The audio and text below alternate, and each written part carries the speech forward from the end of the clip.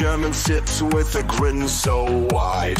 Pogs on the table can't hide his pride. Creator in the corner starts to glare.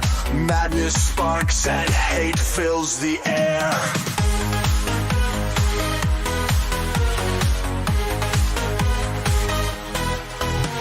Stack 'em high, a tower of luck. Germans winning, it feels like pluck.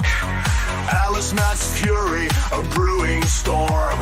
Visions of pogs in every form.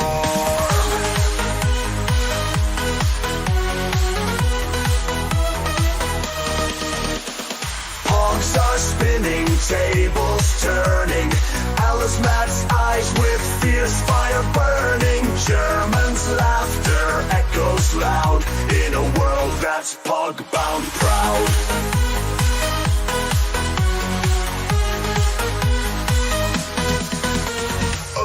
Matt sees and he's mad insane.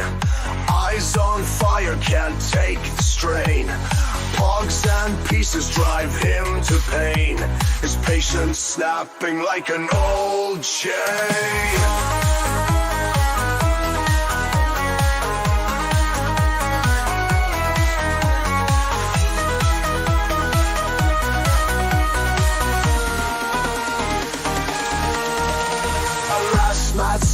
And he's mad insane.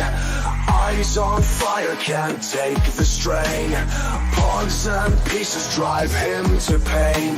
His patience snapping like an old chain.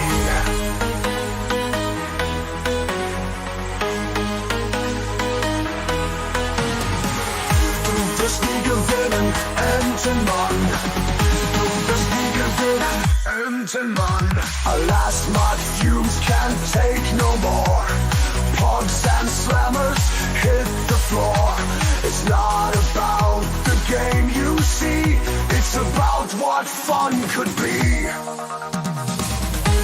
Das nie gewinnen, enden Mann. Das nie gewinnen, enden Mann. Das nie gewinnen, enden Mann. Das nie gewinnen, enden Mann.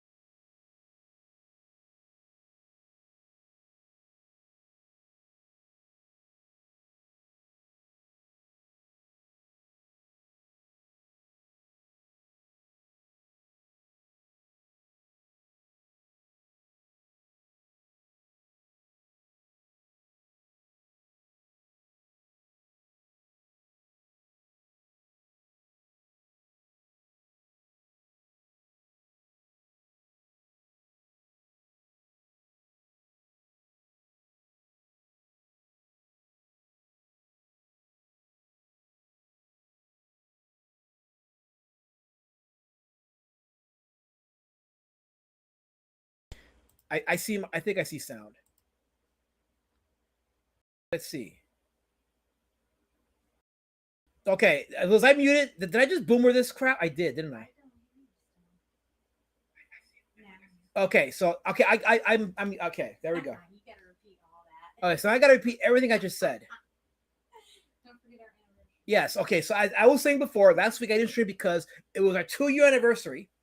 Okay, 2-year anniversary of me and Lady Shuttleband meeting for the first time. So I was gonna honor that and take her out to dinner. She dressed very nicely, but I said I'll be back tonight in full force. So shut up, Guy. Shut up, okay? Shut up. Okay, listen, you shut up. I can't believe what you say now because even if you're telling the truth, I can't believe you. You people always with the gay ops. The band zone with the gay ops. Every time. Every time. There she is saying hi to the chat. But yes, I was saying before, hi, Massive Panda. And Oz Great Sage, I was saying to you before I was muted that, excuse me, that you will appreciate tonight's stream. I hope it brings back memories because you said you're a big fan of Lucky Luke. So hopefully it will bring back some memories. I'm not going to be.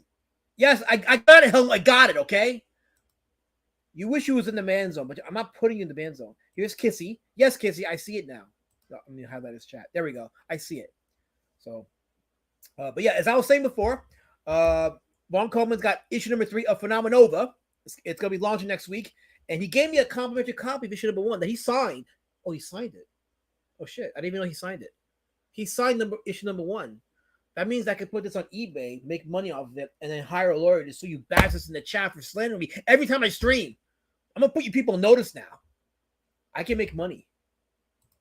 Nostalgia is a hell of a drug. That is very true, Oscar. That's absolutely true. But yes, I have issue on Phenomenova. I'll talk about that in a second. And I'm also going to review Cyborg USA by Rob Cacy. After owning these copies, I bought these back in 2020. I haven't opened them because he packed them up so nicely.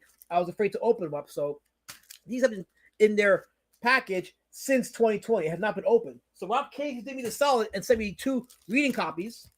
I mean, 1 of each of issue 1 and 2. So I read them, and I'm gonna talk about them later in the stream. But yes, we're gonna be doing Lucky Luke. It's gonna be a full packed stream of comic talk.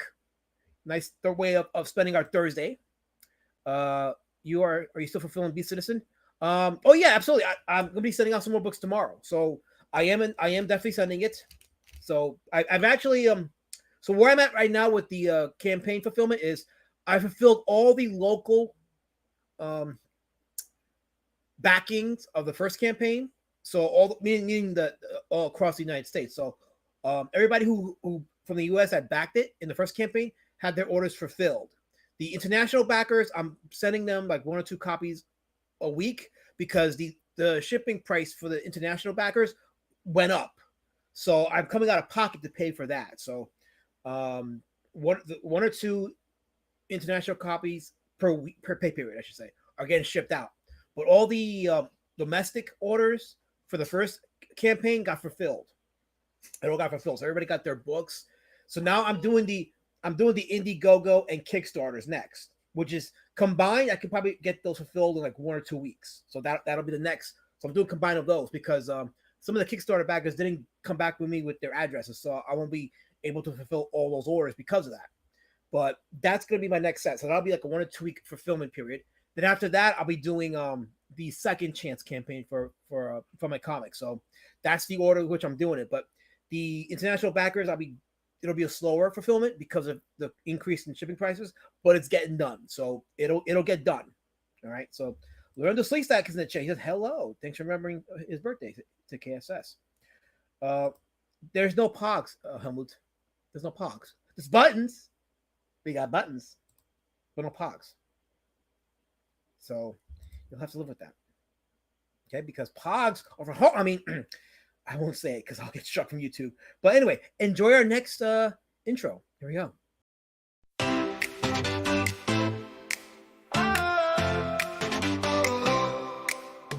Deep in the ancient graveyard, dark as the night, there among forgotten pencils, a duck takes flight.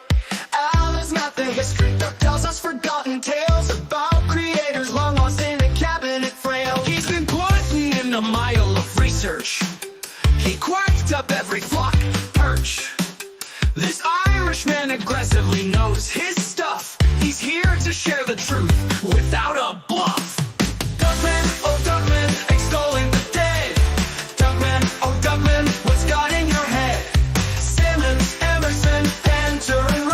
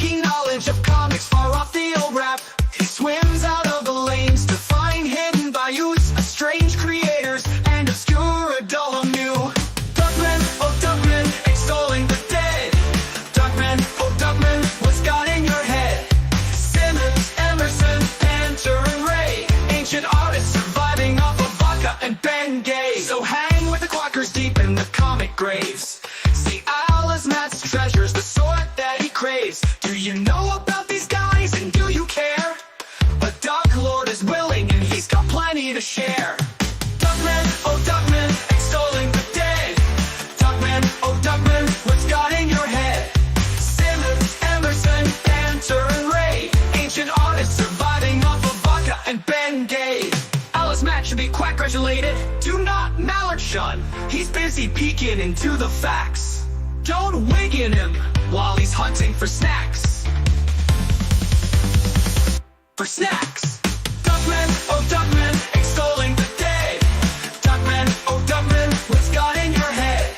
Simmons, Emerson, Panter and Ray, ancient artists surviving off of vodka and Bengay.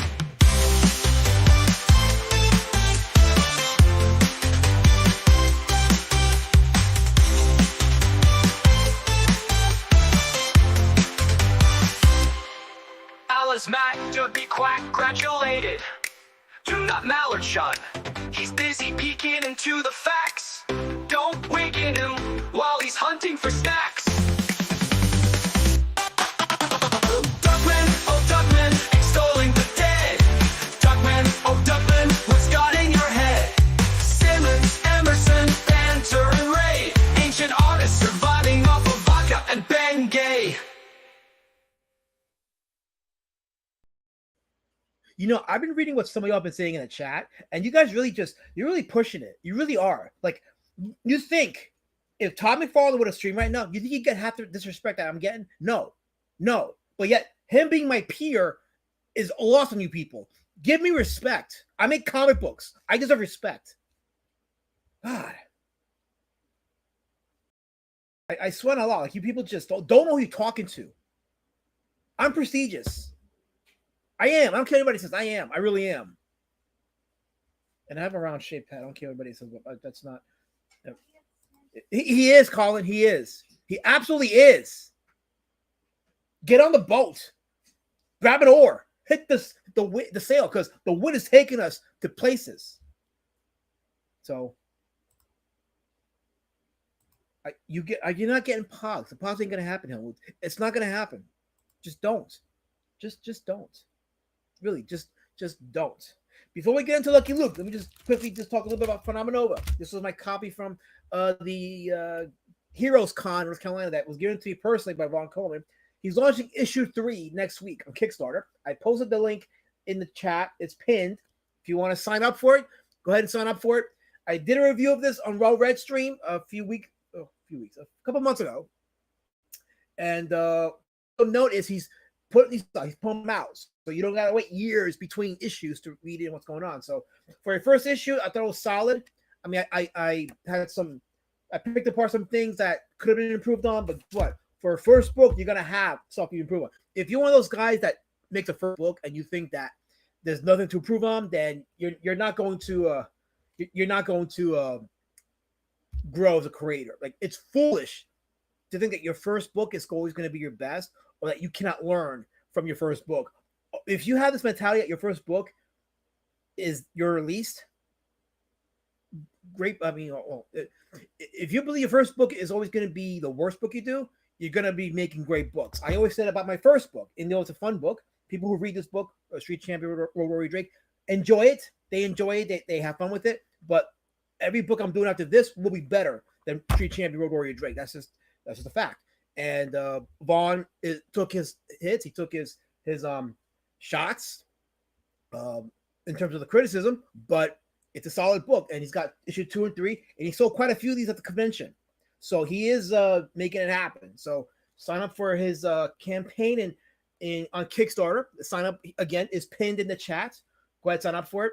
It is a fun book, coming of age story, but there's a lot of interesting characters, and he's progressing the story along. You don't got to wait 2-3 years in between issues, so you'll have at least up to issue 3 in the span of a few months. So definitely get on this book. So there you go. That's one of my recommendations. Phenomenova, issue 3, launching on Kickstarter. So that means that you'll definitely have some accountability there next week. Again, the link to the Kickstarter is in the pinned chat, and I'll be referencing it every so often. Mazapan says, wait, we don't have to wait years for a third one? Who does this guy think? I know, right? Who does he think he is? Who does Von Coleman think he is? Expecting us to only wait a few weeks to get this book, and the other, well, not this book, but the third book. Who does he think he is? Like, you're supposed to release your first book, make us wait 3 years, and then get your second book, and then wait 5 years for a third book. What is this nonsense about putting out books back to back in a short time? Who does that? What are you, a professional or something? Like, seriously. We gotta start calling people out, Amazon Panda. How dare they fulfill on time? Really? Like, this is like, This is insane. Oh wait, we have our good friend Plungecast. Here we go. Plungecast, how you doing, my friend? Welcome, Plungecast.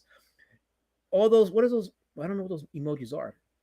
Something, something for all my loyal Monkey King subjects. Your king is pleased with your servitude. The Q word. I'm not reading the Q word because I ain't getting struck, Plungecast, but I appreciate you. Appreciate you. So thank you for stopping by and hanging out with us as we have a nice evening of comic talk and enjoying ourselves. Wait. Osgrade says, I heard Jabba's. Wait, I thought Jabba's first page book he did with the Comic was his best. Nothing else come close. Well, Jabba is in the ban zone, so we don't talk about the ban zone accomplishments because they don't exist. But yeah, that one page book, total hackness. I don't care anybody. People said that was the best book in the industry. I don't care. I don't care. I defy it. I defy it. I don't care. Wiggle thought it was the best book in the industry. I don't care if something whatever. I don't care. He's Jabbage. He's in the ban zone. He doesn't count. So, but yes, Lady Shadow Band says, don't forget to hit the like button. There you go. Hit the like button because it helps me overcome these shadow bandits. Oh yeah, Helmut. Okay, so Mood of Hell typed this in our DM room with no shame. I don't like bananas, but I like Lizzo. Well, he didn't type that. The thing he did type, I ain't gonna repeat it, but I'm like, dude, bruh. I won't repeat what he said, but yeah, it had to do with Lizzos and bananas, so just don't. Wait, Colors is here? Oh no, she's not. Colors is in timeout. That's where she's at. She's in the ban zone in timeout somewhere, and I like it. Sir Ubison says, I like your vids. Well, I appreciate that. Thank you. Let me just offer a quick word on that because there was a concern about the direction of where I was going with my channel and all that stuff. So I do want to quell some concerns, okay? And you know, in the spirit of transparency, let me how can I put it? Let me address this. Okay, there we go. So I'm gonna address this. So I am not gonna engage in drama. This is a comic-based, entertainment-based channel, so I am going to discuss certain things that are comic-based. And the last couple of vids I did were documentary-based. Some people will say that they're biased, and it's like you're not going to please everybody. Number one, number two, you can only work with the available receipts you have: live streams, X posts, people that come forward with information. If some people don't come forward, then you can't really show their side, so you can only go by what's available, right? So I do my best to be as fair as I can be, but not everybody's going to be pleased with how something is presented. And let's be honest, when it comes to Comicsgate, there's been a lot of shenanigans, a lot of dirty dealings, and unfortunately, it hasn't really been about the comics. So any documentary about Comicsgate is going to focus more on the drama and the backstabbing, dirty dealings, and less about the comics, unfortunately, which to me is the biggest failing of the movement. But I'm not going to be engaging like back and forth with people either. It's a waste of my time. You know, it's not. I will defend what I do. Don't get me wrong. I'm going to defend what I do, but I'm also not going to just be going back and forth every time someone has something bad to say. Sometimes it's okay to let people have the last word. I mean, I'm okay with that. I'm okay with people having the last word. So it's fine. You know, I'm not going to turn this into an IBF thing. No, I was right the first time. IBS, Internet Blood Sports. Yeah, I'm not gonna turn it into that. It's a waste of my time. It's a waste of my time, waste of my energy, and it's a waste of y'all's time and energy because you're not here for that. Those of you who might chat who are my regulars, you're not here for that crap. You're not here to see shouting and screaming and all this other destructive crap. You want to be entertained. You want like the love of comics, the inspiration of comics, the entertainment stuff. You want that. You want to be inspired. You want to feel some hopefulness. Or as someone in the chat earlier said, I think it was Master Panda who said, no, it was Osgrade Sage. The nostalgia of these comics that we talk about and these artists who created these legendary books and have something to teach us. Collins, I need you to make a Ken Burns style documentary on me and sing my praises. My ego must be stoked. Colin, you need at least one DM drop, and it's got to be bad. One bad DM drop about you, and we'll get to it. We'll do that Colin Lamping documentary yesterday. So that's the stipulation. In order to have a documentary, you gotta have at least one bad DM drop. So Helmut says receipts are like comics under $25. They don't exist for CG. No, it ain't good. It ain't good. But like I said, I am not engaging in drama. Someone left a comment on my video about that. It's like, they were concerned about me being sucked into drama. I'm not going to do that. I'm not going to be doing this blood sports stuff. I won't do that. I'm not going to be turning my videos into uh, you know, in like it's not going to be my own personal vendetta. I'll put it like that. I'm not doing that. Okay, these documentaries are important. They need to exist. They need to be done. But I'm not going to do it every single time either. Like the last video that I did on the response to the Pitt documentary, that had to be addressed because some things were said that were not true, and I had to defend the integrity of my documentary because there is such a thing as a filmmaker defending the integrity of what you make, not the criticism. I mean, I'm not going to defend against people saying that it's biased or whatever they say, or if they don't like some of the people that were addressed in the documentary. It's like that's not my fight. It is not my fight. My only fight is preserving the integrity of the documentary, the process that went into making it, and addressing why certain things were presented the way they were. After that, if we're talking about spinning or continual complaining about it, it's okay to let them have last word. I don't have to address that. But I also think it's messed up that people cannot talk about it, and they're being policed, they're being watched. Like it happened to Preston Acevedo. Like if you know who Preston Acevedo is, solid guy, great artist, has a lot of work under his belt. And I talked about this in my last video. He did a live stream, and they spent a few minutes talking about my documentary, and I do want to say this. He did not feel like he was humiliated. Oh, I do want to stress that he was not humiliated. He was not embarrassed. He don't care what people think. It's just from the outside, it's a messed up thing that you can't discuss this documentary without some people watching over you and then making content out of you. And I felt that was something that needed to be addressed. It's messed up, and I'm going to point it out. But that's as much as I'm going to say. It's not going to be drama. It's at all. I'm going to defend myself, but not in this IBF thing. And it's going to be relegated to videos because the live stream is more just inspiring and just having fun. And I want to keep to that. So, and that's why a lot of y'all are here, because you just want to have fun and just talk about the things that brought us together, which is comics and the artwork that these outliers do and their place in comic history. Okay, it says, I'm pleased with the documentaries. I especially enjoy watching people EFAP it, calling you names, and suddenly shutting up when a close-up of my avatar shows up, and they're all perplexed. Okay, it says, your avatar is undefeated. It's undefeated. These people don't get it. Cannot talk crap about anybody when KSS's avatar shows up. It's like the wall, undefeated. That says DG's here to see you in a thong, apparently. Yeah, we gotta talk about that because I am not going to put my flesh out like that. That was a 2023 deal, and now we're in 2025. So I don't. Yeah, what? No, you need a bad DM drop. Someone has to speak about you badly in a DM, and it's got to be shocking. And then the Colin Lamping documentary will happen. So there we go. Altercation says, I like those one-page comments. Looking forward to the hot new zero-page comment. That's not a bad idea. A zero-page comic? Holy crap, that should happen. I should be doing that. You're right. I should be. Lispy Doug is better than Drama Llama. I don't know what Lispy means, but okay, I'll believe you in that. Let's see. I'm going to skip a few chats. Oh, actually, no. I think I'm caught up. So I can read KSS's last comment, which is, I'm remaking Last Man's documentaries, but with Luis Guzman. Why, KSS? Why? Is that necessary? You know what's kind of scary is AI is getting so good that might actually happen. I can see KSS taking my face in one of these videos and putting Luis Guzman's face on it. Holy crap, that will happen. Shoot.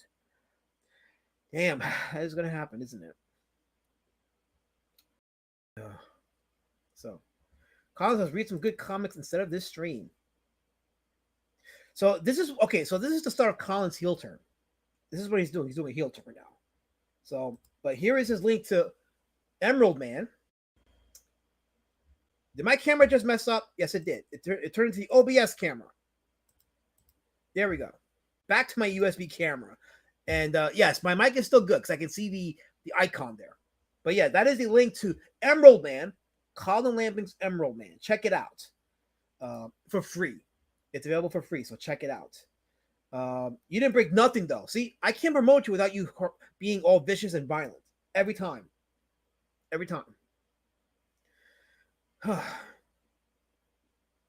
So we're talking about our outlier today, Morris. His name is Morris, and I read up about him when we were doing our last guy. And Morris was contemporaries with who was the last guy? I my mind goes off sometimes, but we were doing Hergé and Tintin. That's what it was. It was Tintin. So Hergé was contemporaries with Morris, and there was a whole list of Belgian comic artists that I had not covered during this scene. So I was like, you know what? Let me go ahead and pick one. And I saw Morris. I looked into Lucky Luke. Okay, I'm gonna do Lucky Luke because Lucky Luke's got that vibe. It's got that. Um, Let me open up here. It definitely looks like a cartoon from that time period, and that's a common theme with these comics of like the 40s and 50s is them and the animated cartoons at the time. They tend to have a certain look to them. This right here is a cigarette ad featuring Lucky Luke and his horse Jolly Jumper, and I figured I start with this because it was a thing, like the cartoons of the day or the comic book characters of the day. They would promote cigarettes because back then cigarettes wasn't what we perceive them to be now. Now it's like, you ain't starting nothing, Colin. You ain't starting nothing. You ain't ending nothing. I'm trying to do a stream. Don't derail me. I hate when you do that, trying to derail me for a stream. Massive Panda. The Hergé stream was awesome. It was a good stream, and we had JP from Eudaimonia, Raiden Radio. We got him a few backers for his book, Eudaimonia 3. He actually was doing Eudaimonia 1, 2, and 3 in one package, and we got some backers for him, so that was awesome. Hopefully you guys get those books. You'll definitely get them, but hopefully you'll enjoy them when you do because they're quality books. So, oh, look who's here. Look at your Colin Trouble. Oh, look at you. No, it's a blue shirt today, Colors. It's a blue shirt today. So you ain't going to harass me today with that. Not today. I didn't declare war on. Where does he swans? Where are the swans at, Colin? I don't see swans anywhere. Like, why can't I talk comics without you bringing up these weird creatures? We're talking comics today. It's always about the comics. No, I'm not promoting. I'm showing an ad. This is history. We're looking at a historical artifact. This is Lucky Luke and Jolly Jumper promoting cigarettes because why not? It happened. It was a big thing back in the day. And yes, if you didn't get a chance to, there's the link to Eudaimonia by Raiden Radio, aka JP. You can get issues 1, 2, books, not issues, books. They're whole books. Books 1, 2, and 3. So there you go. But yeah, this is Lucky Luke and Jolly Jumper promoting a cigarette. From the, I think it's the 50s.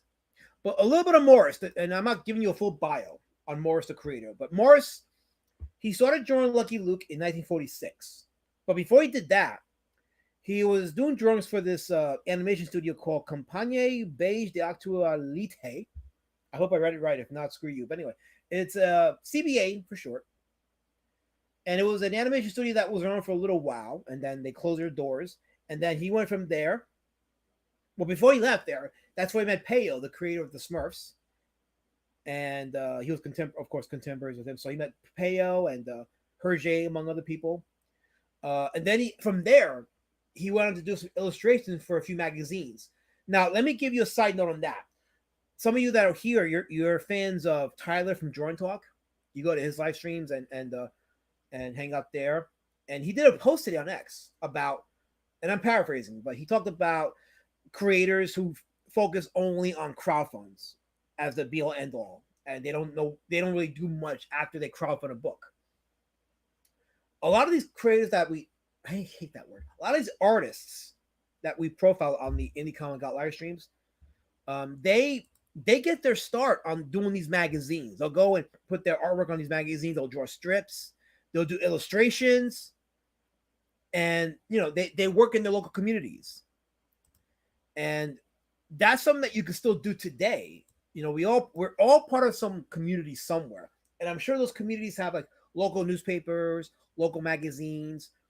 Like you want to build in your area first.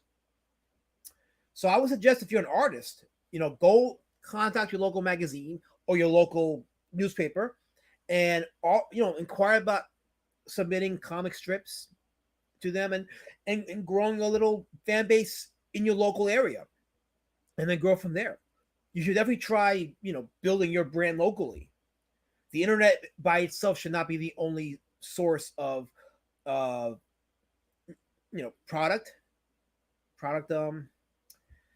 that you do. Definitely should have something organic on your end, and then build it from there. And then the internet could be like in conjunction with what you build in your physical communities. Um, and then get your work out there that way. Try to use as many venues as possible. Don't just rely on the internet. Like relying on actual people here. And then, because you never know, like you may move somewhere, right? You may go to a different neighborhood or a different community. Your work is established in one community. Now you go to another community, and you got two communities that are like putting your stuff out there, and you start building something organic for yourself. So I definitely recommend doing that, and don't shortchange yourself. Don't be afraid. Just go ahead and do it. Let me look up some examples of his non-lucky Luke stuff first. Let me just go ahead and show some of his work. I saw this piece. This is and we talk about range of style. This is from 1951. No, I'm sorry, 1955. La Piana Berteas, I think it's how it's pronounced. And you can see a little, not a little, it looks definitely reminds me of Will Eisner. It has a Will Eisner look to it. Colin says, I'm sorry, I hear Elijah promises to replace your lungs with his as donor if you get black lung from his products.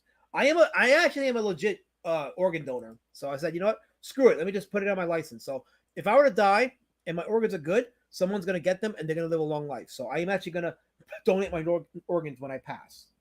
It is there. I figured, why not? Let me donate something even in death. I think it's a good thing. I think I read Colin's harassing comment. So there you go. Horses in flavor country. I don't know what that means. Why are you guys talking about horses in the chat? It says, do memes now count like comic strips? Oh, you know what? Good question. They can. As a matter of fact, you know what? Somebody's okay. So there's been some great memes over the last few years. Somebody should collect those memes and legit make a book out of it, and add like a little note for each meme so they can get a sense of their relevancy and what they're addressing. That would be an awesome book to actually buy. There's been so many great memes. Matt Bennett says, yeah, quite highly stream last night. He was on with the Kova from the Kova's Lookout channel. It was a solid stream. Yeah, I had to catch up on some of his older streams, but he did a post on X, which I bookmarked. So I'm going to read it because there's some good stuff in there that actually prompted me to add this to tonight's stream, because as Morris did the thing, like he went in and started putting his stuff in magazines, and he's not the only one that did that, but I'm like, a lot of artists today should be doing that.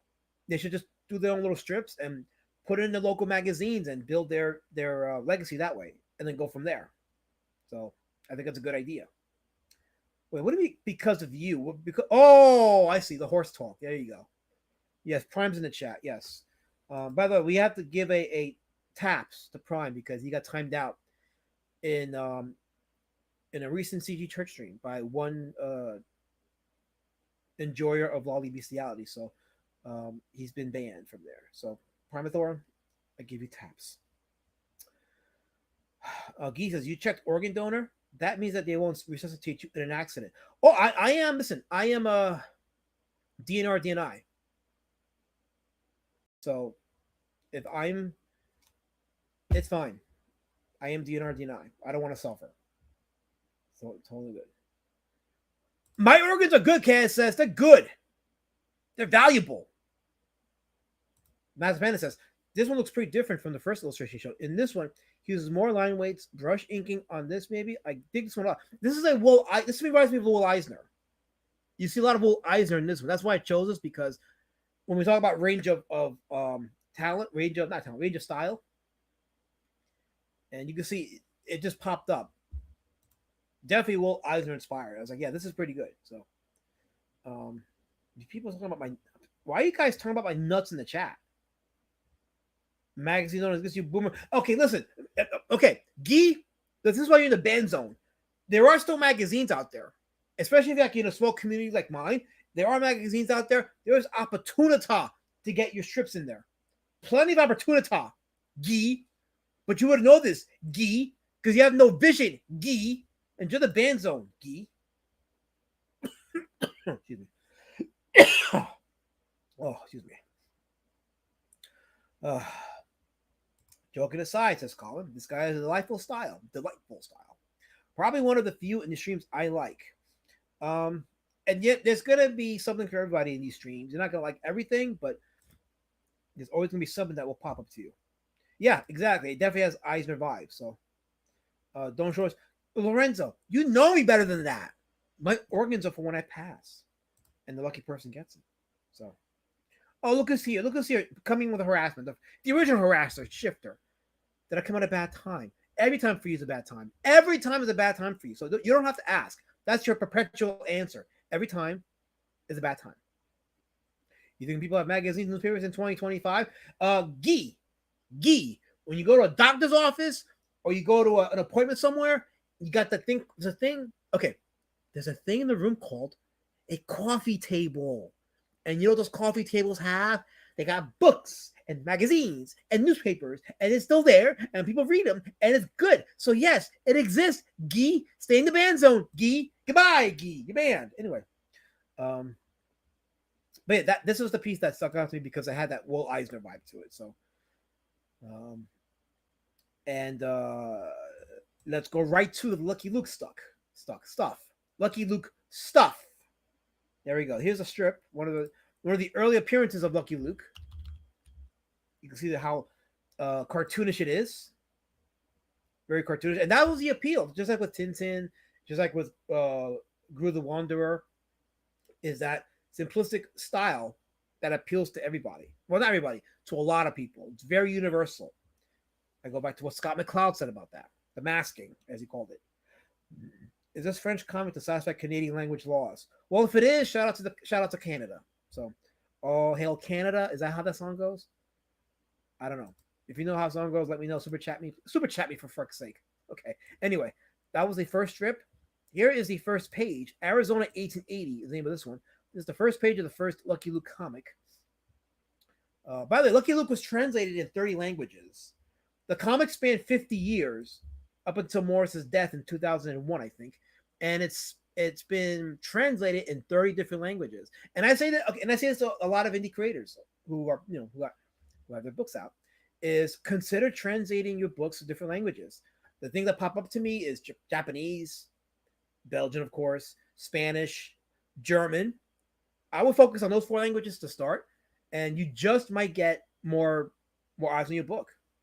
So don't just shortchange yourself. And I say this, I haven't done it yet, but I plan to because I want to at least translate my Road Warrior Drake books into Japanese and German.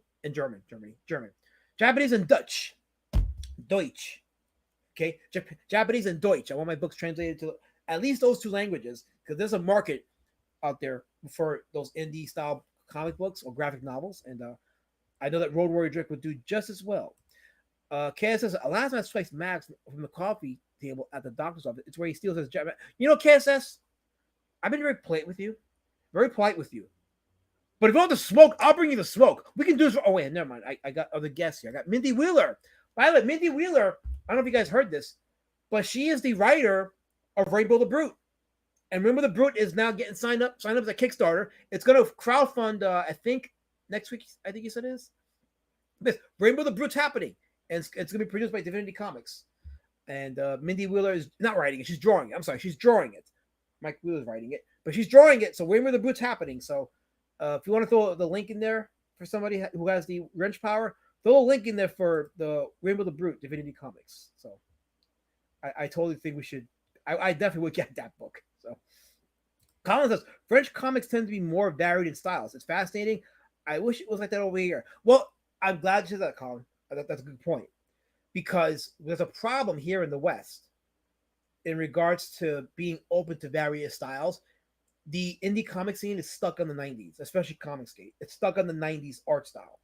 It's very self-destructive because there's a fear of not being able to be experimental in art style without some knucklehead looking at your stuff and saying, oh, the anatomy's all wrong, or the guy's arms are too small, or his fingers are too thick, or his nose is too angular. You know, it's let me not say the R word. It's dumb because the art style should always service the story.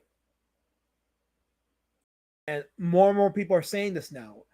A comic book with mid art and good writing is a better package than a comic book with great art and crap writing. Like almost all the time. Almost. And I'm not saying this is crap art, not far from it. This is great looking cartooning work. It's fun and it helps tell the story. But unfortunately, in the West, it's frowned upon, which is why manga's kicking our asses. And good, good. When the West wakes up and realize, you know what, we gotta stop being stuck in the '90s. Let's allow for more diversity and range of styles, and storytelling. Then we may have a chance in the West to grow the comic book economy. But it's whatever, you know. I don't think it's gonna get better. At least not in this next 10 years or so. Mazepin yeah, it almost seems like this illustration has a way more exaggerated feel to it, almost Looney Tune-ish. Nice. Yeah, it's a reflection of the time, like the cartoons of the time, the strips of the time. They're all similar in that style. They have that very similar style. Hen is in the chat. She's saying hi to her people. Hello, Hen. Welcome. Thanks for being here. Das Juden? I don't think so. I don't think so, Oz. By the way, speaking of Das Juden, I don't know if you guys caught the hacking for Elmo's X account. I'm thinking about doing a video on that. I don't know yet because it's kind of that's a kind of it that may get you struck from YouTube. But if you got it here, Elmo's X account got hacked and said some spicy things. So it was it was wild. Yeah, it does have a Popeye look. Yeah, definitely. The Popeye strips at the time definitely were very similar. When I translate Road Warrior Drake to you really want to be in the ban zone, Caleb. I'm not putting you in the ban zone. I'm not doing it. Okay, so Rainbow the Brood's got an October launch date. Okay, so there you go. So sign up for Rainbow the Brood by Divinity Comics, and it's going to launch in October. And you don't got to wait 5 years for it. It'll be fulfilling immediately after the campaign ends. Look at that. It's amazing, isn't it? Like you can actually have a launch. You can actually do a crowdfund, and the books will be ready after the crowdfund's done. It's amazing. Yes, Lorenzo. These are Belgian comics. These are Belgian comics. Morris was a Belgian creator. So I hate that word. A Belgian artist. I hate that word. That's a whole other discussion about why I hate using the word creator. But he's a Belgian artist, a cartoonist, artist, and we're looking at Lucky Luke. This is the first page of Lucky Luke. Okay. Also, so Mike wrote it, and of course you drew it, but you're also the editor. Yes. So you're double dutying there. So awesome. Awesome. I'm looking forward to it. So, Plunchcast is promoting a little book. Robot Nation #1. Is that your book, Plunchcast? Robot Nation #1. Standalone first issue is being released. Okay, standalone. That's good. That means you don't gotta wait a year or two for a continuation. It's a standalone story. So awesome. Robot Nation #1.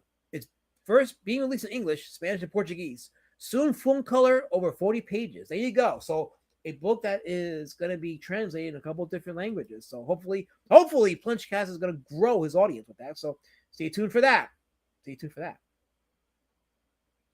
Well, little respect I had for Aladdin has been flushed down the drain. Why? Because I'm a B citizen guy? I don't know.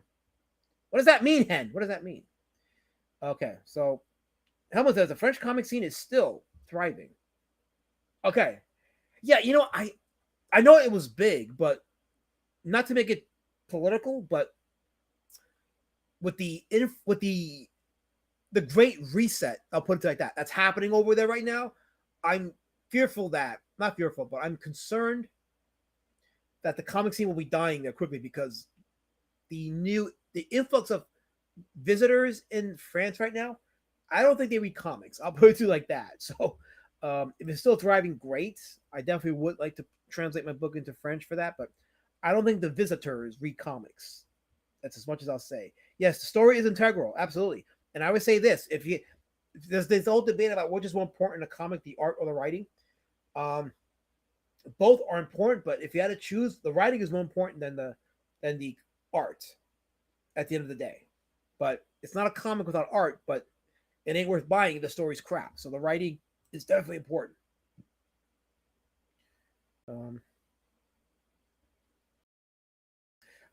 I agree, Lasma. It's very hard to build a readership when you're more obsessed with detail rendering than getting portions of your story out in a reasonably consistent manner. Yeah, agreed. Totally 100%. Mid art, terrible writing, overpriced and late with insane drama. Yeah, the drama, that's what's killing it. It's absolutely killing it. The drama is not necessary.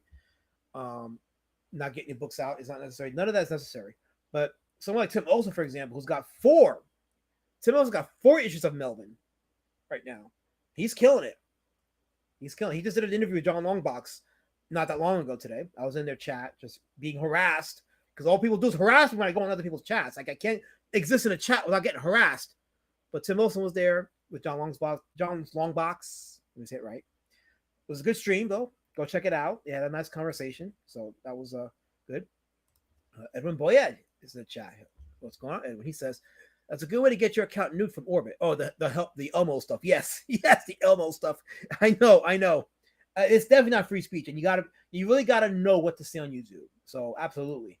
But I do gotta get into that hive chain that you talk about on your thing a lot. So I do look into that. I do have a Rumble account. I do have a BitChute account, but yeah, some things you don't talk about on YouTube without saying bye bye to your existence here. So that will not be happening. So. Minnie says, thank you for the shout out. So yeah, we're going to be doing more comic stuff here. We're going to be shouting more comic creators and get more comic book customers that want comics. So we're going to keep it comic oriented, at least in these streams. We'll have a little spice here and there. Don't get me wrong. It ain't going to be boring. We'll have some spice. But, otherwise, people just want to chill, have fun, and get some good entertainment. So was this originally published as a comic strip? Yeah, and it spans 50 years. But then it became its own book, and then he was publishing it until his death in 2001. Morris did so, and I'll be showing more examples of his art. Let's see. There were several movies about Lucky Luke. One with the Western star Terrence Hill. So, yeah, we have a lot of Lucky Luke fans, and when I do these streams, like I learn about some of these for the first time. So it helps broaden my mind. It helps me really see the broadest scope of comic history. And it keeps me grounded. So this is awesome to know. There seems to be a correlation in the decline of comic books with the demise of comic strips. Well, comic strips are consistent. They come out consistent, and they're like fun, quick, simple to read. And yeah, I do gotta look into that because comic strips are it's an untapped market right now online. I talked about one with One Punch Man. Like he started out in some form a comic strip, but not really a comic strip like we know it, but it started out as a weekly thing before it became a full-fledged manga. Building your readership by putting out consistent stories online in the form of, say, comic strip. I was doing that for a bit. I'm gonna get back into it, but I was doing that with my Road Warrior Drake Son of Skullkill comic strips.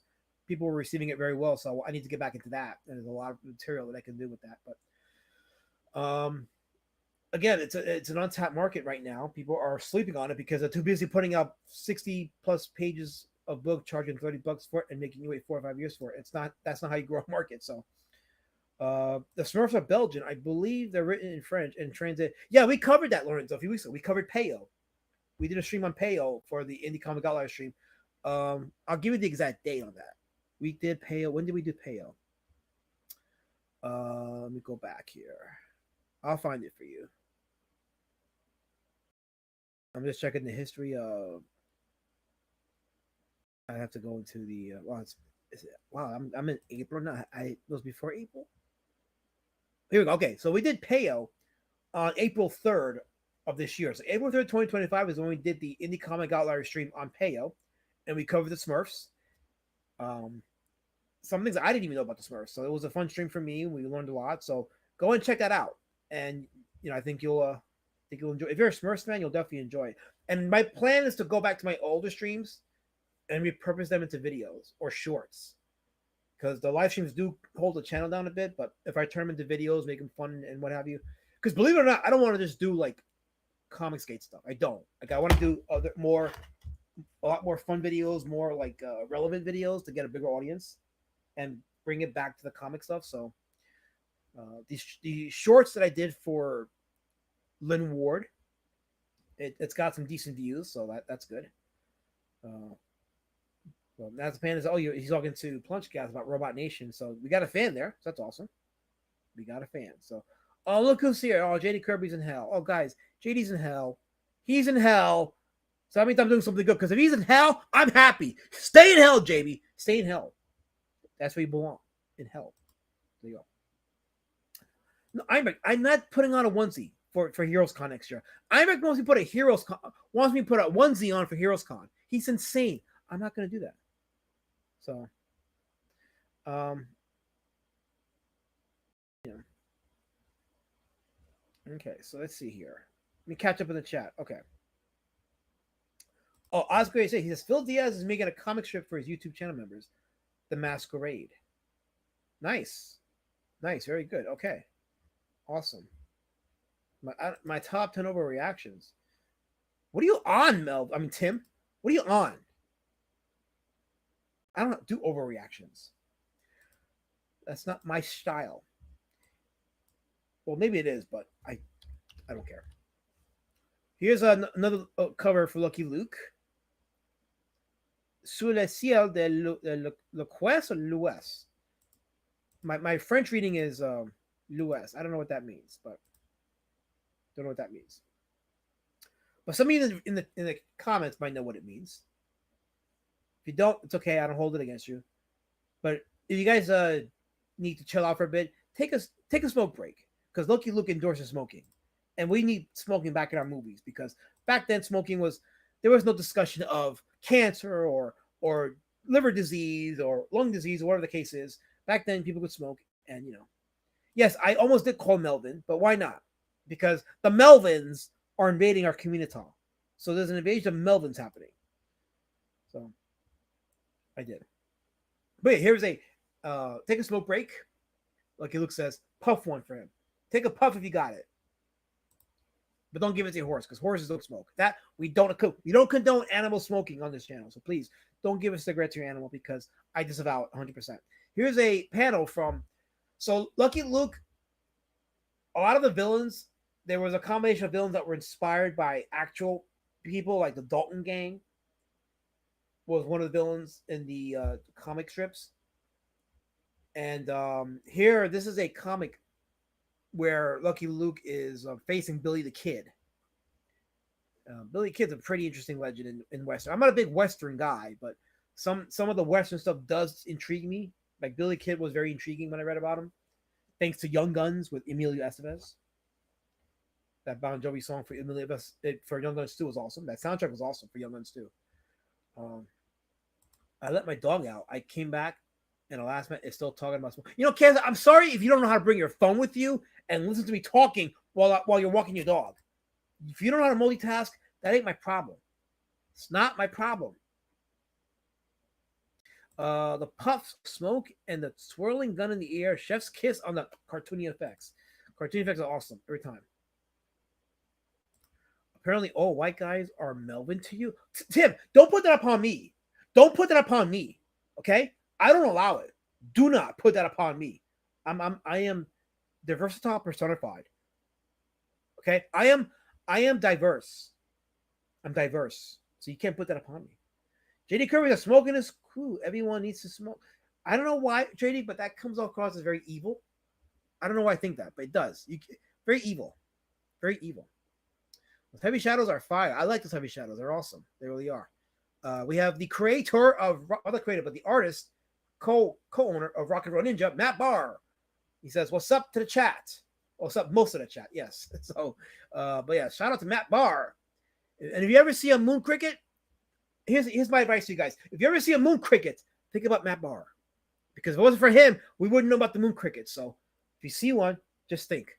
That was the creator of Rock and Roll Ninja who showed us the moon cricket. So shout out to Matt Barr. So by the way, that moon cricket, if you guys saw the last video, that moon cricket was a nod to Matt Barr. It was like there you go. So if you know about the moon cricket lore, then you know that is our resident Matt Barr. Cali Comics, how's it going? Welcome to the chat. Welcome to the stream. Altercation. Business is so much easier when all those annoying customers go quiet. Yes, it can be, can it? Absolutely, totally much so. Let's see. Here's a colored piece. I said colored, right? I meant color, not colored, but this was a another piece. This is not Lucky Luke. This is another one of the cover he did for comic. I don't know if it's a comic or magazine, but Again, you can see the range of style here. Very cartoonish still. He still has that cartoonish. Oh wait, am I not sharing the thing? I'm not. There we go. That's it right there. Okay, there we go. Let's see. Okay, it says I saw the cricket on the moon and I thought of Matt. Yes, think of your Matts. Absolutely. Oh wait, Georgina Floyd's in the chat. She says she. By the way, I met Georgina Floyd at the con. She is every bit as gorgeous as you think. I was like, wow, holy fuck. I had to take a breath for a second.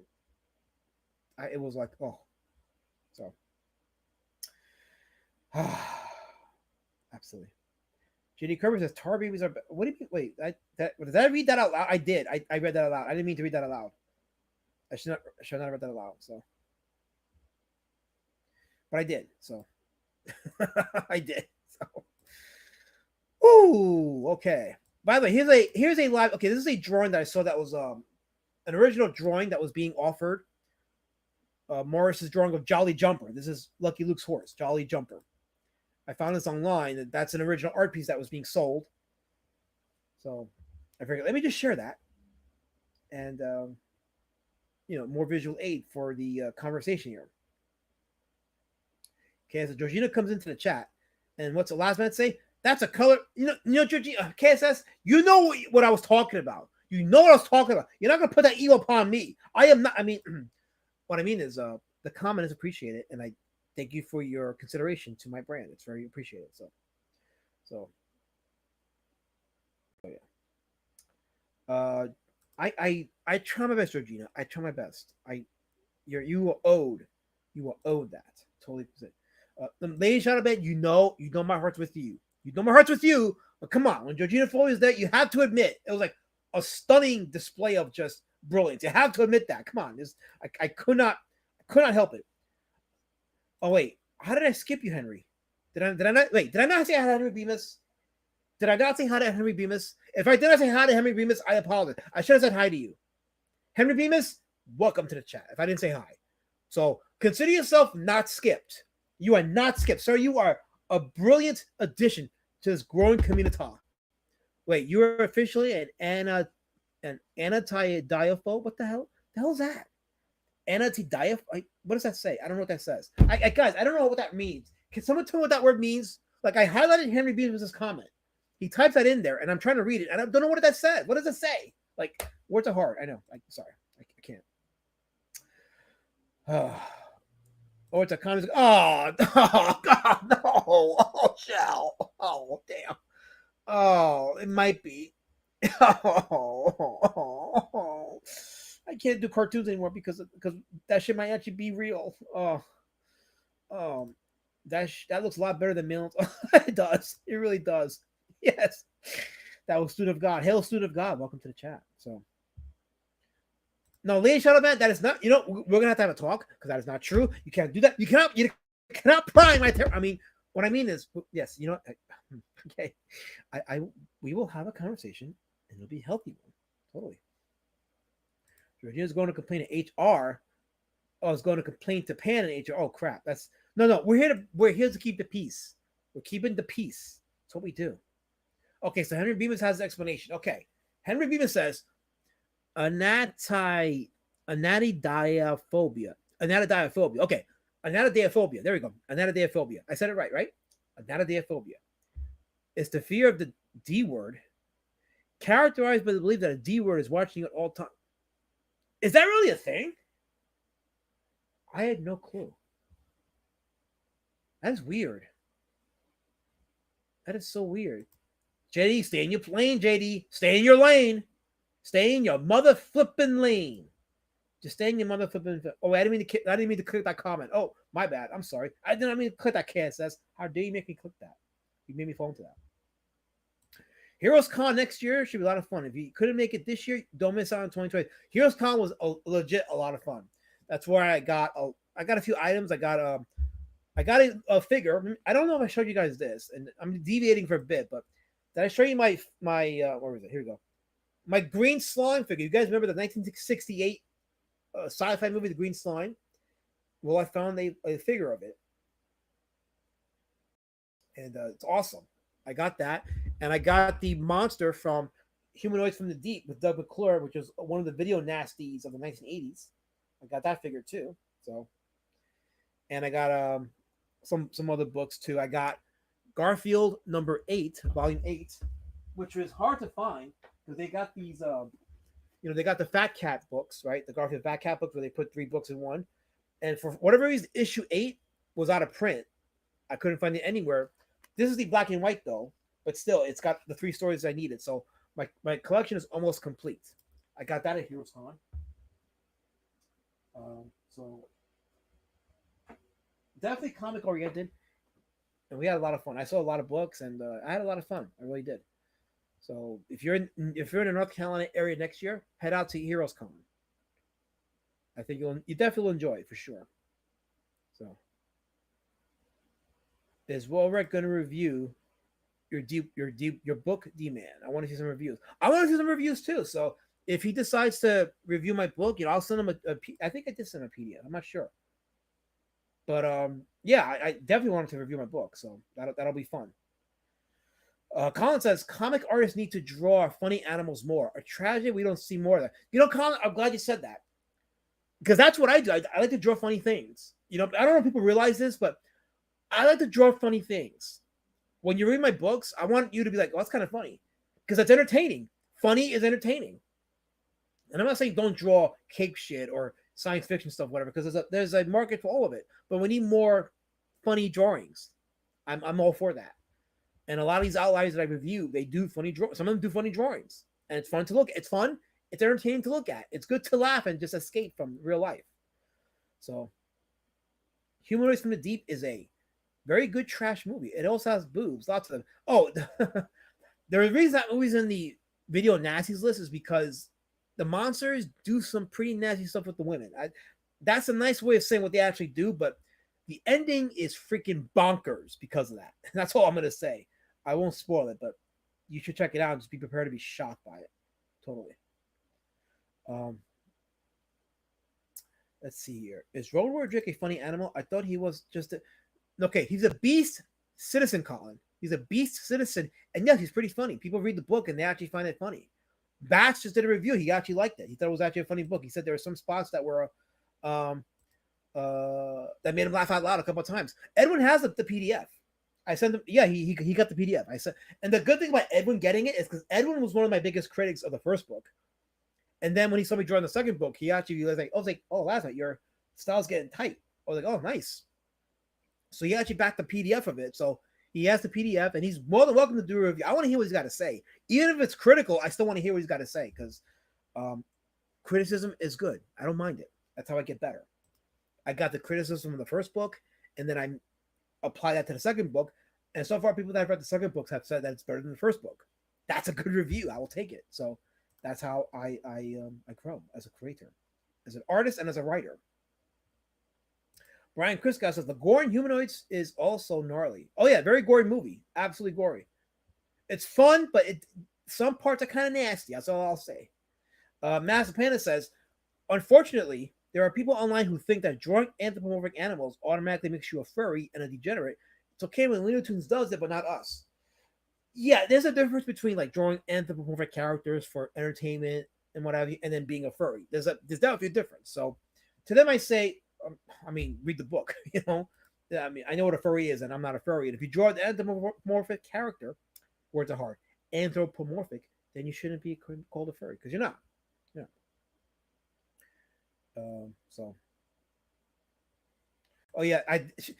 Lady Shaban watched Humanoids from the Deep with me during the Creature Feature showing on a Friday night. Creature Feature had to edit out a couple scenes for YouTube, but yeah, it was she was kind of a little freaked out by it. It really is.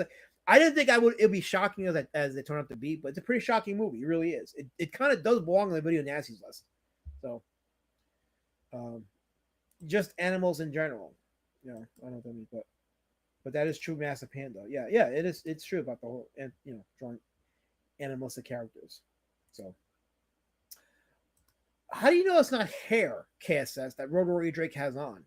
It could be hair. You don't know that, but then again, if you wouldn't even take the time to ask. You just want to assume. So that's why you're a beast that way. You're a bastard. So, okay, maybe not freaked out, but you kind of were like, especially with the ending.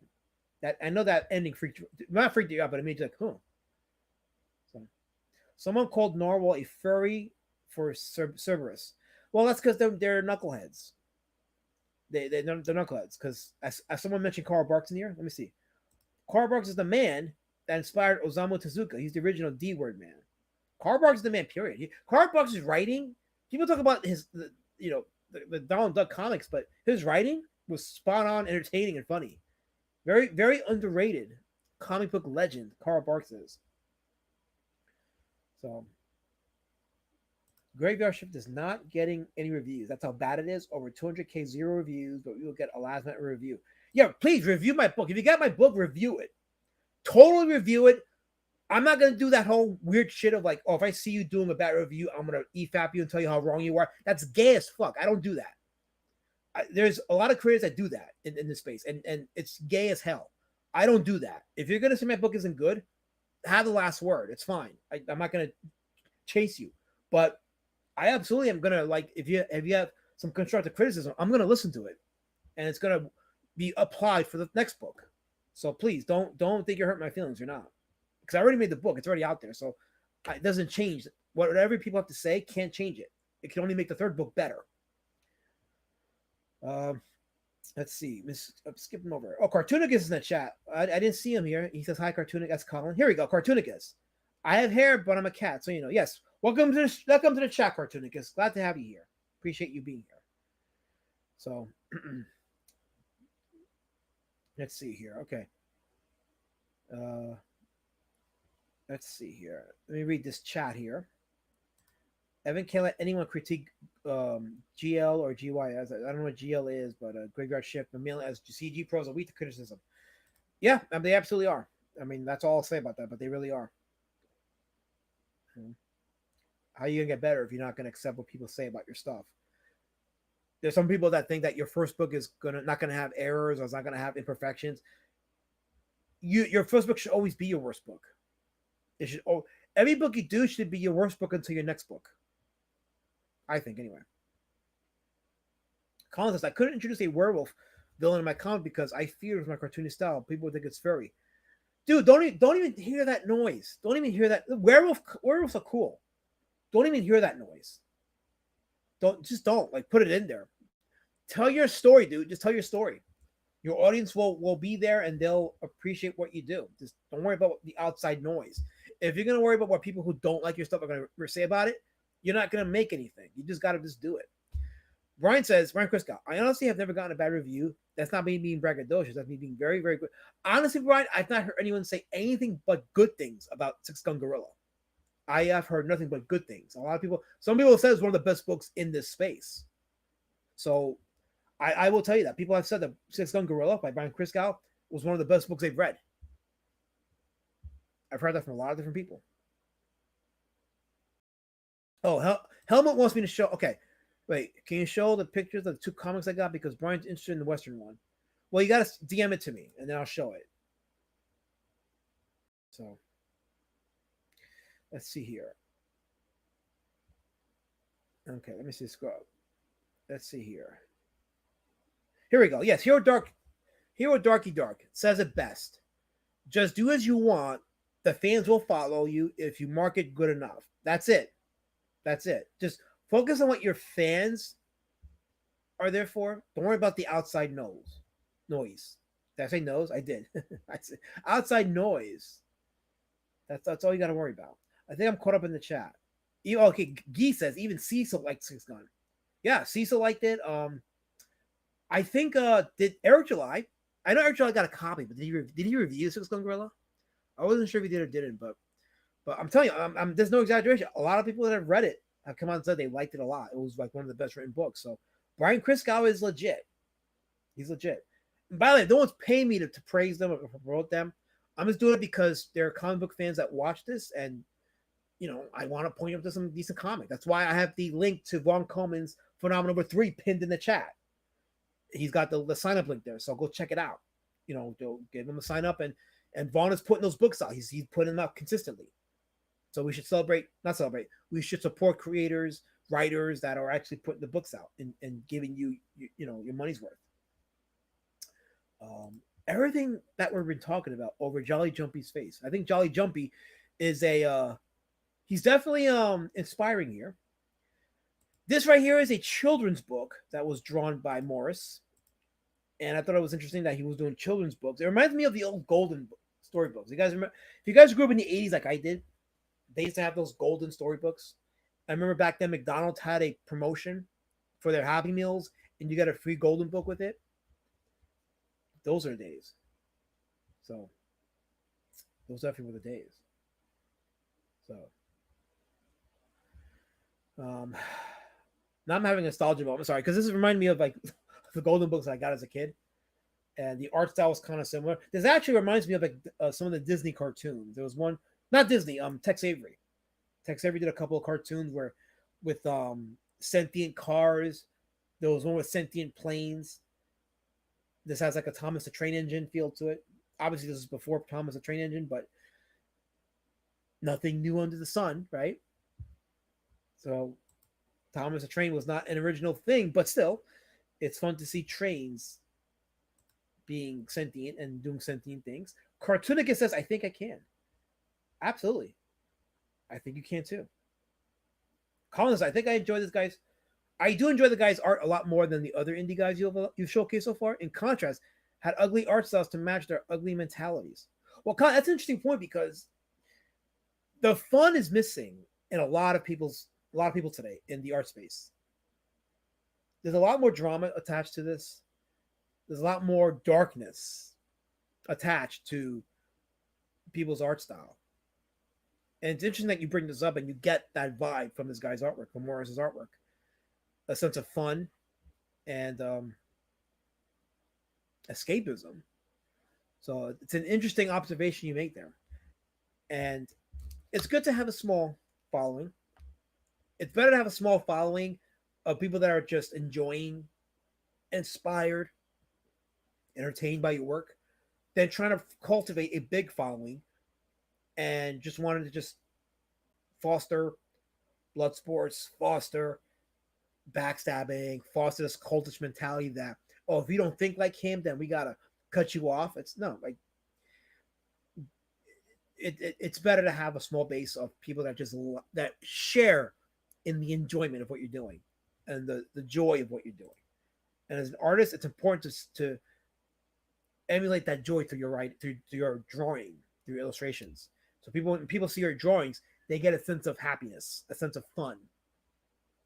So let's see. Let's scroll over to the chat. Colin, what I'm saying is your art reflects your mind. Yes. If you desire beauty, you will draw beauty. If you have an ugly spite, you will draw ugly spite. 100%. That's what I was saying, and you said it perfectly there. It's 100%. 100%. There is a link to Six Gun Gorilla, Volume 2, trade paperback, The Great Silence by Brian Crisco, on Fund My Comic. So if you haven't gotten it, there it is. The link is right there. Fund My Comic for the Six Gun Gorilla Volume 2 trade paperback. So you can get Volume 2 of Six Gun Gorilla. You can sign up in the pin chat for Vaugh Coleman's Phenomenova number 3. You might have 1 and 2 there too. So you can get 1 and 2 for Phenomenova, but part 3 is there as well. So go ahead and get yourself some nice books. Build your library of people that are creating and putting their stuff out consistently. So I had a little Black Sambo Golden book confirmed. I never got Black Sambo. I did get a Tom and Jerry one. That was fun. That was one of my favorites as a kid. So, Carl Barks is the artist who inspired many people. Needless to say, he inspired me too. So, but he was he was a legend in comics. He was a legend. Now, Divinity Comics, the creator of Rainbow the Brute. Yes, the creator of Rainbow the Brute. He says, back J.D. Kirby's Puppet on Kick. J.D. Kirby's a terror. Do not go to Kickstarter and do not back Puppet by Divinity Comics written by J.D. Kirby. And no, I will not get a copy and I will not review it. If I do get a copy and I review it, I was done under duress. It's been done under duress. So J.D. Kirby, the writer for Puppet by Divinity Comics. I think you may enjoy it. So, but I am saying it under duress. Yes, totally under duress. I love drawing funny things, says Mindy Wheeler. I like drawing funny things too. Totally. Totally. Carl Barks was an Oregonian. I also am an Oregonian. Well, that explains the art style of Emerald Band. So keep at it. Keep at it. Emerald Band is awesome. So Matthew Creek, I've never seen his name before, but he says he has a Kickstarter coming soon. It's based on Grim and Supernatural. Can I name drop? Name drop it, and then if somebody can get the link, post the link in the chat. So please, you know what? Why not? Why not? Post a link in the chat. So find the guys, find Matthew Creek's comic. Did I say the last name correct? Is it Creek? Correct? I don't know. If I say it wrong, clip it, use this content. I don't care. Monetize me. But it's based on Grim and Supernatural. So there you go. Do it. I don't give wrenches out though, so just name the comic, and if somebody can find the link, they'll post it in the chat for you. It's on Kickstarter, so just tell the name of the comic, and then they'll post it in the chat. But I don't really give out wrenches like that, so because nobody posts links anyway. Anyway, of course, a lot that was inspired by the artist for Donald D. Word. So he draws a D. No, I don't, Colin. That is not right. That's not cool. That's not. That's careless. Don't write that in my chat. That's careless. Don't do that. Oh, Lucas. Okay, who gave JD Kirby a wrench? I didn't give this guy. How did you get a wrench? Posting the link to Puppet on Kickstarter. Who did that? I didn't give him a wrench. Maybe I did. I don't know. Maybe did I give him a wrench? Am I getting early kids with dementia? I don't know. Maybe that's a good point. I need a minute to think about that one. Huh. Maybe I did give him a wrench. Maybe I do have dementia. Huh. Oh no! Don't you're gonna email me JB? He's gonna mail me a copy of JD's book. Oh crap! That's gonna come with anthrax and everything. It'll be DED.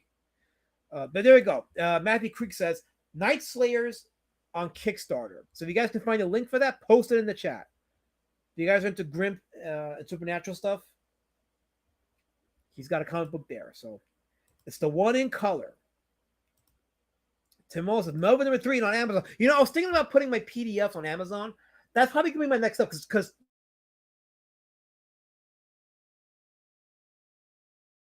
Amazon. So I might look into that and having my PDFs of Street Champion, Road Warrior Drake, and Beast Citizen Road Warrior Drake on Amazon. I may do that. That's actually not a bad idea. So I'm gonna look into that. Brian Chris goes, the best was getting love from Mike Barron and Chuck Dixon. I geeked out so freaking hard. Hail. It's 9:20 right now, and we talked quite a bit about Morris and his work. I said that I was going to do a review of. Let me go ahead. There we go. Let me minimize my face here because I don't want to be too. I should hide this on stream. There we go. Okay. Nope. Hide on stream. There we go. Okay. So I want to review Cyborg USA 1 and 2. Now, for those of you that don't know, Cyborg USA was written by Rob Cacy, and I had gotten the 1 and 2 back in 2020, but I never opened it because he packaged it so well, so beautifully, that I didn't want to ruin the packages. So I have had these copies since 2020, never opened. Look, he put these nice little stickers on it too. It's like, how can I rip it apart? Never opened, so I've had them preserved since then. He did me the solid of sending me reading copies of Cyborg 1 and 2 on the condition that I read it and review it. So I'm going to review it now. Okay. Before I do, Mathapana says, I heard Amazon takes a huge cut out when you sell physical comics, though, unless things have changed since then. I guess I'm thinking about just doing digitally. I'm doing digitally. KSS put the link to Night Slayers. There it is. Night Slayers on Kickstarter. So go check it out and look it up. If it's your thing, go ahead and back it. If you did, tell them I sent you. I don't mind people buying books if I refer them. It makes me feel like I've accomplished something. So go check it out. Zayd Comics, what is this? This is the Indie Comic Outlier stream. That's what this is. When we talk about artists from the underground comic movement or the alternative comic movement, or even before that era, and their art styles that are pretty unique to certain people because they're not detailed or they're not 90s inspired. So we do that. My little blurry. Let me see. Let me check it out. Okay, looks like I am 10p frame rate. Let me stop video for a second, right? Because that helped last time.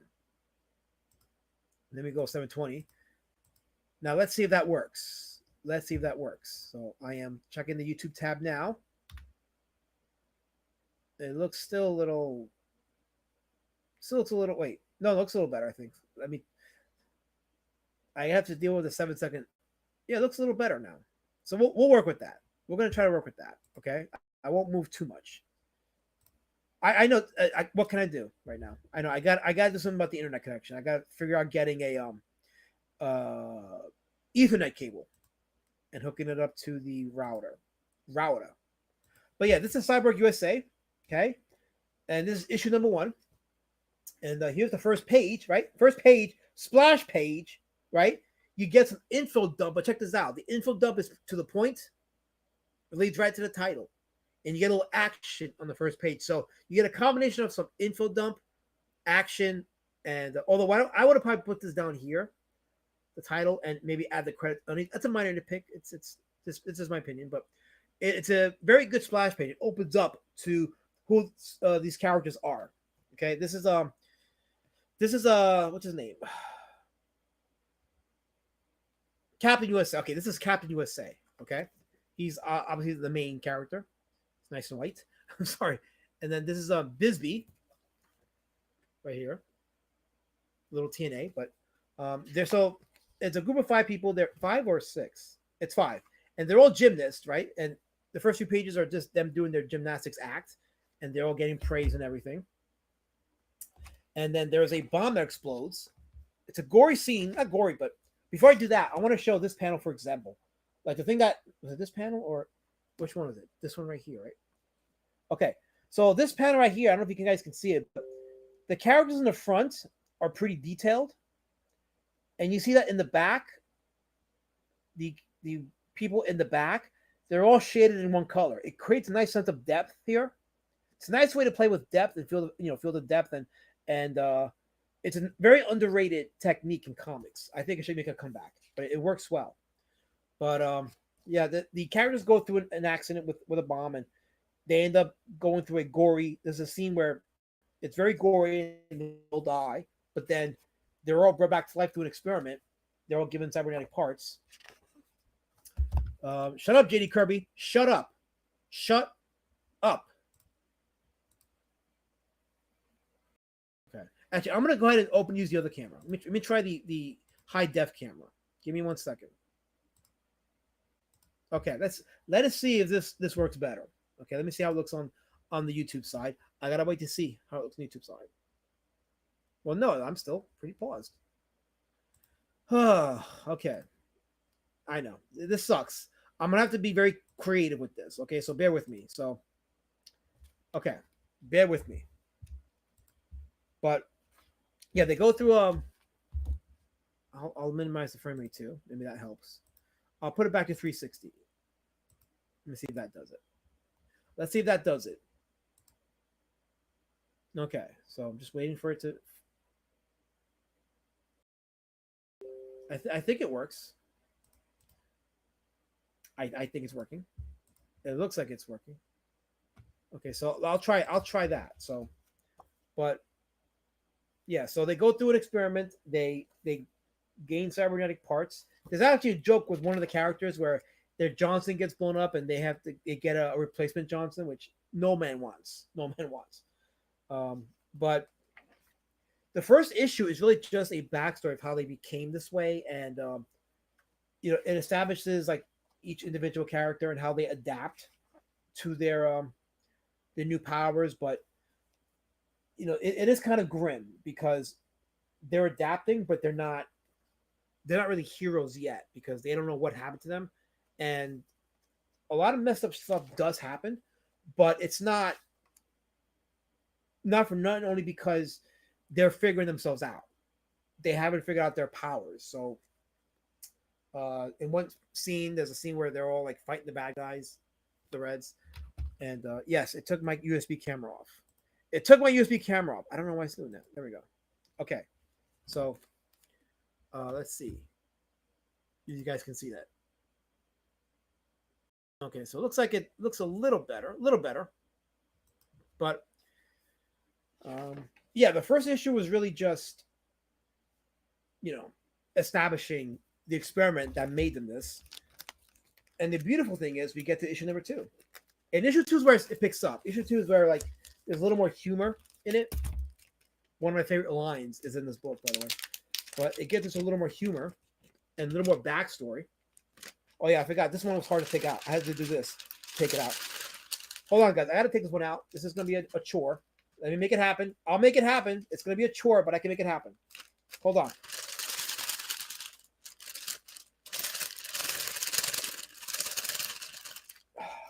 Okay.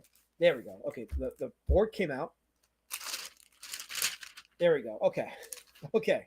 There we go. Manicore, the frame rate can't help you. Fucked up. But yo, fuck you too, Manicore. How about that? Yeah, this frame rate's killing me.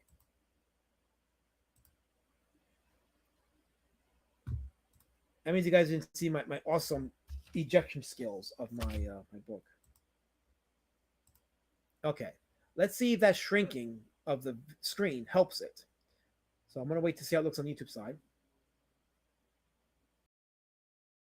Still at 2 frames a second.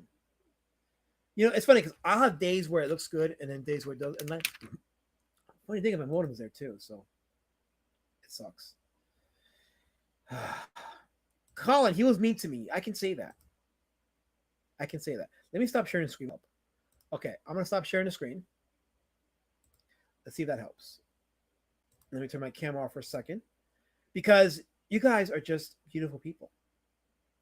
So there you go. Comic looks good. It is a fun comic so far, and I haven't gone to issue 2 yet. I'll get into issue 2 right now. I'm going to talk about that. I'm just checking to see if the camera is cooperating, and it's not. It sucks. Okay, I think it looks like it is. So we'll try it. We'll see how it goes. But yeah, here's issue 2. And by the way, the interior covers each have like character models, so you get to see the characters and which body parts were replaced with cybernetic parts. So I thought that was pretty cool. But yeah, they talk about the new hero team, the Cyborg USA. So now after defeating the bad guys, they're being celebrated and hailed, but there's still some scenes of some messed up stuff that happens. There's a lot of like depressing stuff, but then it goes into a segue of each character's individual plight. The scene where one of the characters, the mom, is there and she's upset because her son, spoiler alert, her son gets shot in the eye at the end of the. Her son was one of the characters of Cyborg USA. He gets shot in the eye, right? So her mom is freaking out because she thinks he's dead, but you know they operate on him and he's fine and he's doing great. And the scene where he's like there is like, "Mom, I'm good now." Mom's surprised and they you know they have a happy reunion. And then one of the characters, what is it? Tina's her name? Tina? My eyesight. Yeah, Tina. So Tina, when the accident occurred in the first issue, the left side of her face got burnt off. So she has a cybernetic left side of her face. So her sister is actually, you know, doing makeup on her. You know, there's a scene between her and her sister where her sister makes her feel human, and she's applying makeup on the cybernetic side of her face, right? And then you see it here. Her face is all made up. You know, it's got some nice scenes of humanity.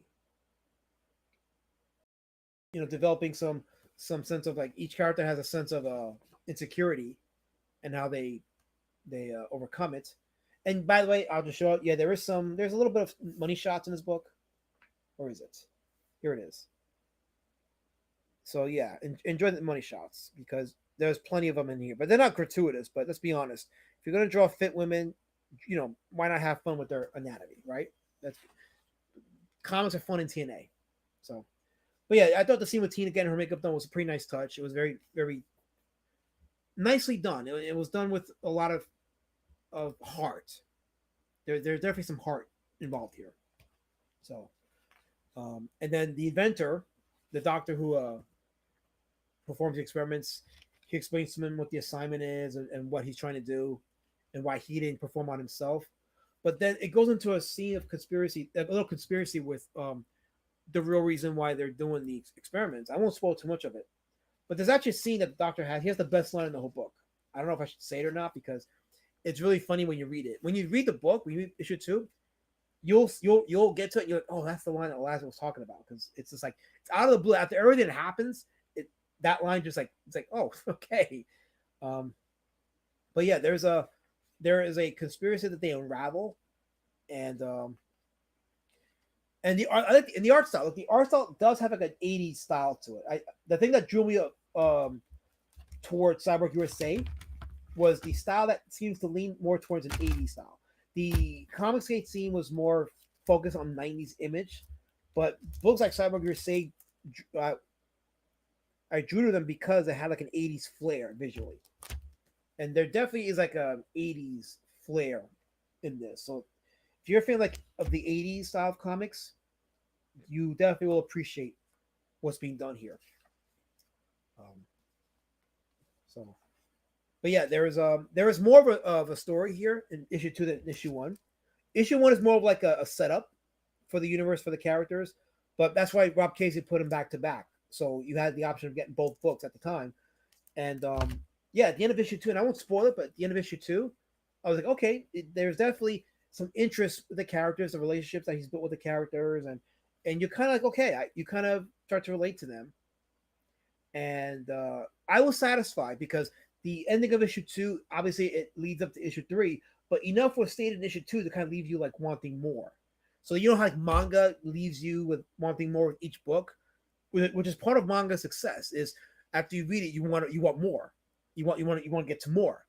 That's how like TV shows today, like what is it, Outlander or Stranger Things, they're very serialistic in nature because they want to leave you wanting more, and that's what people have stated was one of the reasons why manga is so successful, because it's very serialized. This book is definitely very serialized, but it gives you enough for each issue to want more. So I hope he gets back to it. I hope Rob Cacy, because he hasn't worked on it since, but I hope he gets back into it and puts out issues 3 and 4 and really gets the series going, because there's a lot to tell with these characters and their own personal plight. So I dug the art style for sure. Like I said, it had that 80s flair to it. Let me get another good piece here. This shot reminded me of Cyborg Superman from the Reign of the Superman saga. Right, so I prefer the 80s style art over the 90s. I do too. Like, I'm a big fan of George Perez. Where is it? Here we go. I'm a big fan of George Perez, John Burns, and John Romita. Those are the guys that I love as far as like the 80s art style. So I'll take them any day over any of the 90s artists. You know, I know the 90s artists are big in our circle of people that are influenced by them, but I was more in the 80s. That was my style. That was my shtick. So so on a scale of 1 to 10, I'm gonna judge both books as 1, because I felt like issue 1 was totally dependent on issue 2. But on a scale of 1 to 10, I would give it a 6. I think it's a good grade 6. It definitely, like, you know, I felt like it could have added a little more to issue 1, but issue 2 made up for it with a lot more meat. And yeah, it combined, it was a very solid story. So I'm looking forward to issue number 3 to see where he takes this. It's solid. It's definitely solid. And I'm glad I read it. And it's a very brisk read. The dialogue is fun. The writing it does what it's supposed to do. It tells you enough story to keep it glued. There's no insane information dump. I showed you that first page in the first book. You know, there's not much information dump that the visuals itself don't lend to. So it really does the trick. So yeah, Cyborg USA, definitely should invest in it. It was a series that should have continued. The thing is, it should have continued. We should have gotten more issues of Cyborg USA. But if you watch my Comics Gate documentary, you'll know why it didn't happen. Because Rob Cacy got fed up with the scene. He got fed up with the bullshit that was happening with the CG Kings, and he noped out. It's a shame, because this is a solid series. It should continue. And I know it would have gotten better, and I would have just been like so into the character's plight, because there was definitely a sense that each character has their own unique arc, and there were some elements in the second issue that was leading or lending itself to that. And it's always fun, like when you have a group comic, and the characters have their own arc, their own little sub stories that's being told.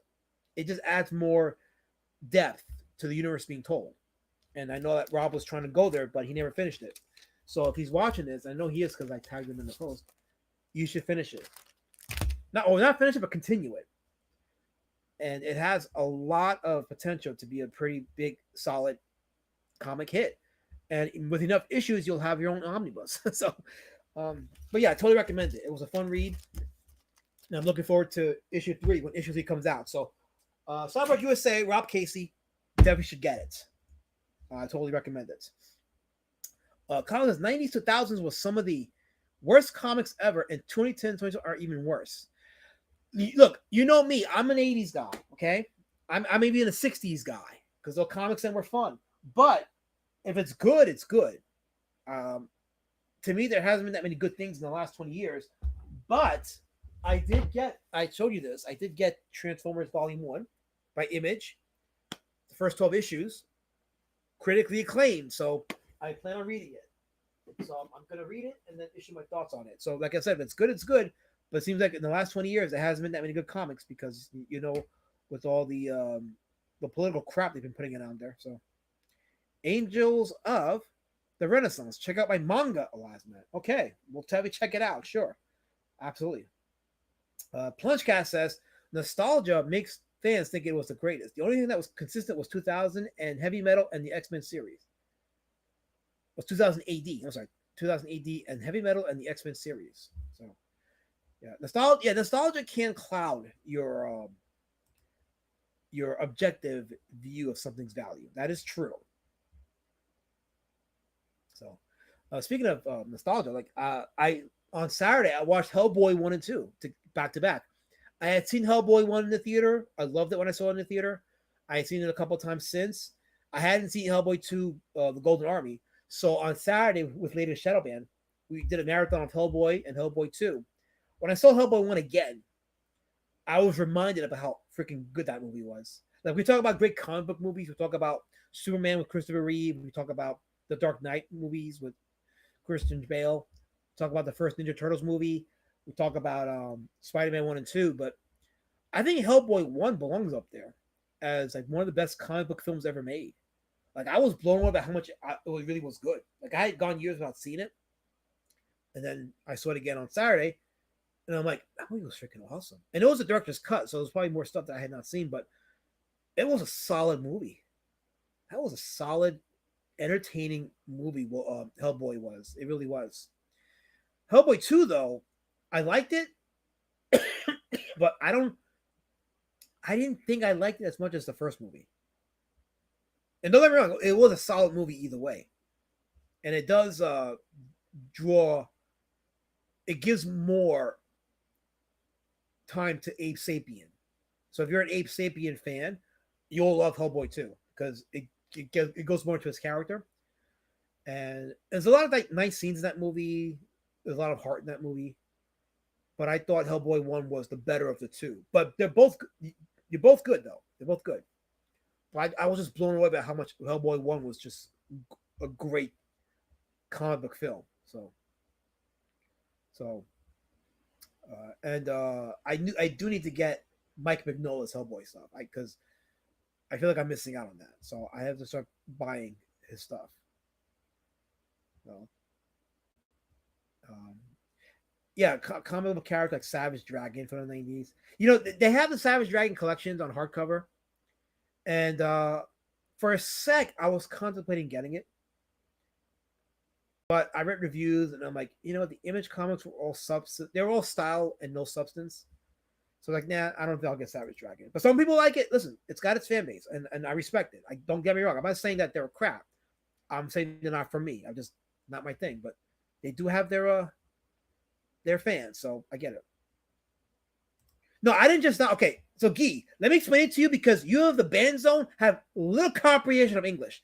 I saw Hellboy 1 in the theater when it came out back in 2003 or 2004, whatever year it came out. I saw it then and I was blown away by it. I had seen it a couple of times since then and I was still blown away by it. I saw it again this past Saturday and it blew me away how great of a film it was. One of the best comic book films ever made. That's what I was saying. And I saw the director's cut too. So I was like, there was more scenes I did not see. And I was like, oh, wow, the story is even more satisfying this time around. Now, I saw Hellboy 2 for the first time this past Saturday. And my opinion of it was I liked it. It was good. I just thought the first one was better. But that was just me. So, Kaya says, I'm a few months older than the last man. I started getting comics in the early 80s, Star Wars with Al Williams art, and bought my first comic, G.I. Joe 46, when it was on the stands. I had the first issue of Dino Riders. Remember Dino Riders? I had the first issue of that, and I enjoyed it. I never got the rest of the series. I should have, but I never did.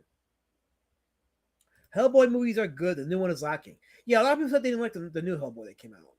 And from what I saw, yeah, it definitely looked like a downgrade from the Ron Perlman Hellboy. But make no mistake, the Ron Perlman Hellboy was a great movie.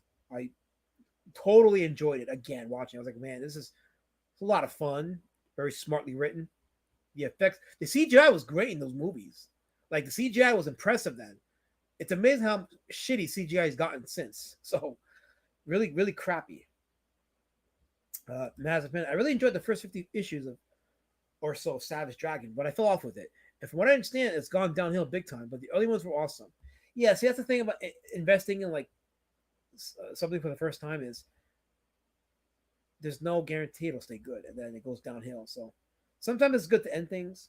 That way you can say it ended on a good note. So Mazepin, are the first two Hellboy movies streaming somewhere right now, or did you watch DVDs? I remember, so I have the Blu-rays. I watched the Blu-ray of Hellboy 1 and Hellboy 2, and I'm a fan of physical media. So I prefer to watch it on physical media. That way I can watch it whenever I want, and I'm going to worry about it being pulled off the service.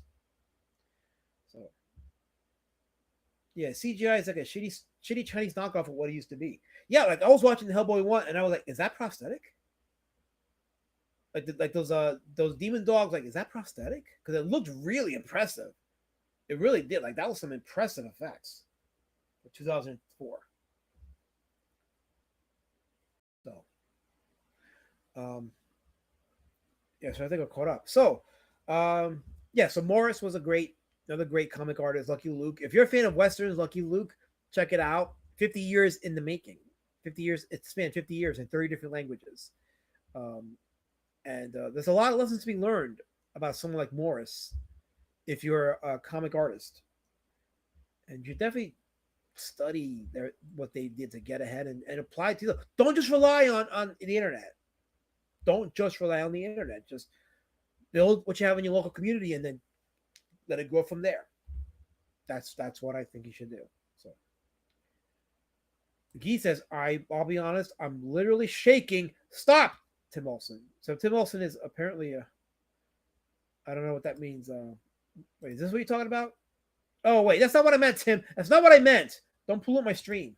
Don't you dare do that. I'm trying to have fun here. Don't do that. I mean, do it, but don't do it. I'm just, anyway. First Hellboy is a great movie. The sequel wasn't as good, but still better than the dog shit stream. Oh, you know what, Kaz? I'm not putting you in the ban zone, but you're going to get something. I'll figure out what, though. I don't know yet. I'll figure out what kind of consequence you're going to get for that one. So, if your head is shaped like a last man, let me add a quote. Was that necessary? Was that crap necessary? I don't think it was. But you want to make it necessary. So you know what? Boo to you. Boo to you. I hope you have breakfast at the Waffle House at nighttime. How about that? I hope you have breakfast at Waffle House at night. And I hope you get a lot of fatigue. Lots of fatigue. Henry Bemis says, I got a commercial for acne medication when I clicked on the stream. I hope you're getting a cut of that sweet, sweet zit money. I hope so too, because this YouTube thing ain't cheap. So, well, no, I mean, it's cheap, but what I mean is you got to do that hustle just to get $100. So, I hope so. I don't care if I get 70. Just give me something. I don't care. We don't have a Waffle House, dummy. Well, I hope you have a Popeyes. I hope you have lots of Popeyes at night. Enjoy your dinner at Popeyes and hope the fatigue sets in there. Manticore. Lots of fatigue.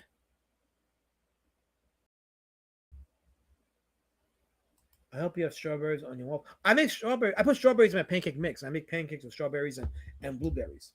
So I'll be seeing. By the way, I don't know why I have this figure here, but this is one of my McFarlane Superman action figures, and I'm like, I'm gonna bring this with me when I go see Superman. If I go see Superman, I may see it with my son. The new Superman movie. I'm gonna go see it because I don't know where I'm gonna stand on it. I got some people in this corner saying it was good. I got some people on that corner saying it was bad. So I'm just gonna see it and make my own decision on what I think it is, because I don't know. Because there are people that I trust who say they liked it, and there are some other people that I do trust who say they don't like it. So I'll have to see it, and I'll have to just decide what I think of it. I don't like the idea of Superman getting his ass kicked a lot. That annoys me. But again, there are people that I trust who like it, so we'll see. Tim Moses, I condemn you to a Grand Slam breakfast forever, alas, Matt. I condemn you as a cashier to Family Dollar, Olson, with lots and lots of diversity. Yeah, waffles are good, Colin. I like waffles. I like making pancakes. I'm a pancake guy. The waffles are good too. So shout out to you. Shout out to those of you who like waffles. Shout out to those.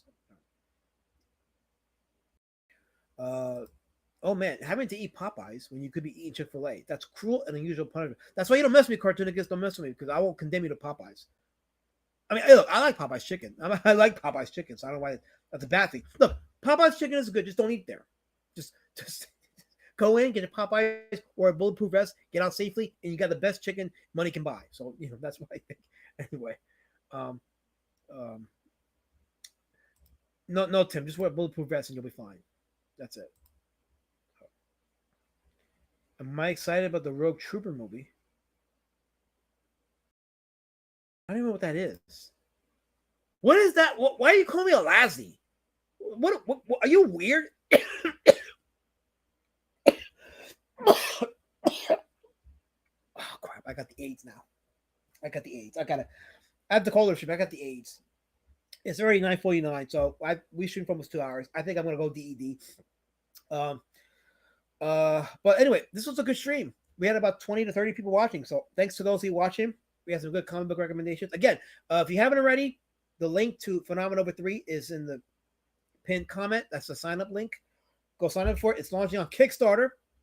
So go ahead and check it out. Also, if you haven't had a chance, go check out Rainbow the Brute by Divinity Comics. That's being launched in October. Melvin number 4 is currently being worked on by Tim Olson. Gorilla. Since Gun Gorilla, volume 2, trade paperback. Also, go check it out. And of course, don't forget roadwarriordrake.com. If you haven't backed your copy of Beast Citizen Road Warrior, which is still in fulfillment, I'm fulfilling copies as we speak. So more will be going out this week. And next week, it's going to be a fun time fulfilling them. So check for your books. It's coming. It's definitely coming. So check for that. It is definitely getting fulfilled as we speak. Master Panda says, I hate that Alaba has a violent cough, but that just means I can rendezvous with Broom Karen a little early tonight. Well, it ain't that early. It's 9:50, so it's almost 2 hours. But I think we've gone the distance. So, and for you, Master Panda, we're definitely going to show Broom Karen, the mascot of our channel. The rest of you guys have a great night, and I'll see you next week for Monday Monster Moratorium. And we're going to be doing Day of the Triffids. So check out Day of the Triffids and hang out with us Monday here for Monday Monster Moratorium. Now, if you'll excuse me, I gotta clear up my cough because I think the AIDS is gonna kill me. So